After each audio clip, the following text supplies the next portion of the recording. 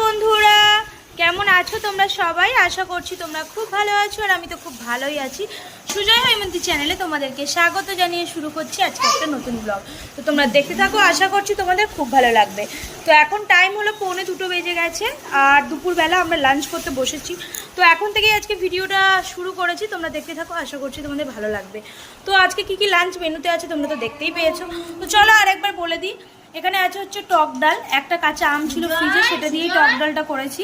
আর এখানে আছে হচ্ছে পনিরের তরকারি, আর আজকে বৃহস্পতিবার নিরামিষ হবে, সেই জন্যই পনিরের তরকারি। আর আজকে তো গুরু পূর্ণিমা, তো তাই জন্য।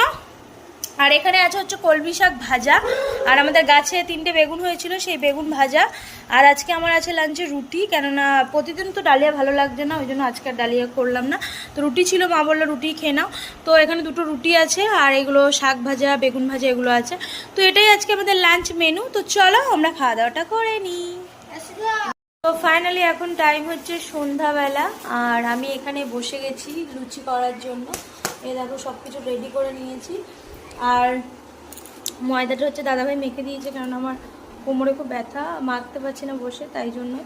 আর তোমাদের কদিন ধরে বলছি শরীরটা খুব একটা ভালো নেই, সেই কারণেই।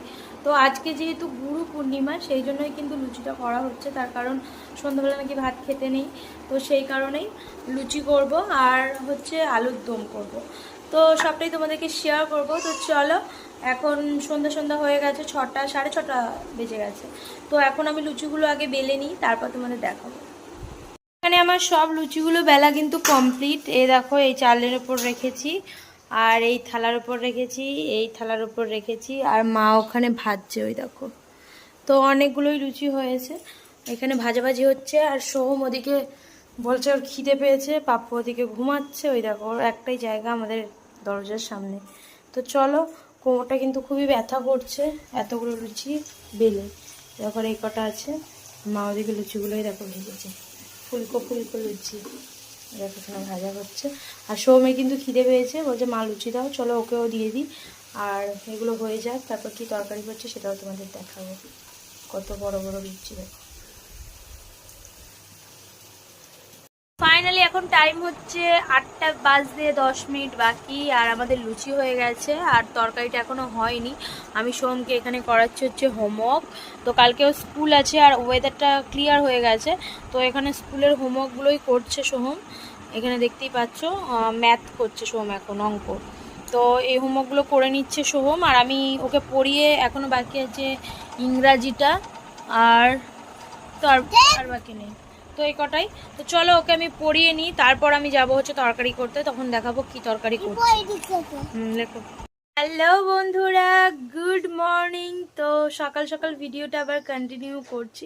কালকে রাতের পর ভিডিও করা হয়নি, আর কালকে এত কষ্ট করে লুচি করেছি ঠিকই, কিন্তু আমি কিন্তু খাইনি, মাত্র 2টো খেয়েছিলাম, আর লুচি আমার ঠিক সহ্য হয় না, সেই জন্যই। আর তোমাদের দাদাভাইও রাতে কিন্তু লুচি খায়নি, ওই গরম গরম যখন হচ্ছিলো তখনই 1-2টো টেস্ট করেছিল, তো তারপর আর খায়নি। ও মুড়ি খেয়েছে রাতে, তরকারি করেছিলাম, আলুর তরকারি বললাম তোমাদেরকে, তো তরকারি করেছিলাম। তো আমি রাতে যেহেতু খাইনি, তোমাদের আর দেখাতেও পারিনি।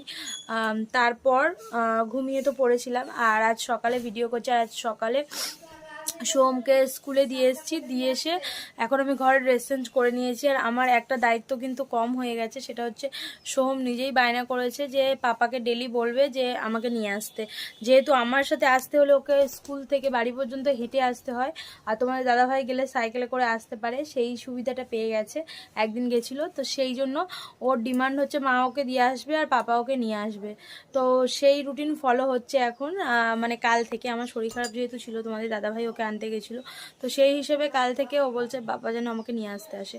তো যাই হোক, আমি ওকে স্কুলে দিয়ে এসে এখন বাড়িতে এসে ড্রেস চেঞ্জ করে নিয়েছি, আর তোমাদের দাদাভাই ওকে আনতে যাবে। এখন আমি বাড়ির সমস্ত কাজকর্মগুলো করি। আর আজকের ভিডিওটা আমি এখানেই এন্ড করছি, দেখা হবে তোমাদের সাথে পরবর্তী একটা ভিডিওতে। ততক্ষণ তোমরা ভালো থেকো, সুস্থ থেকো, আজকের মতো টাটা, বাই বাই।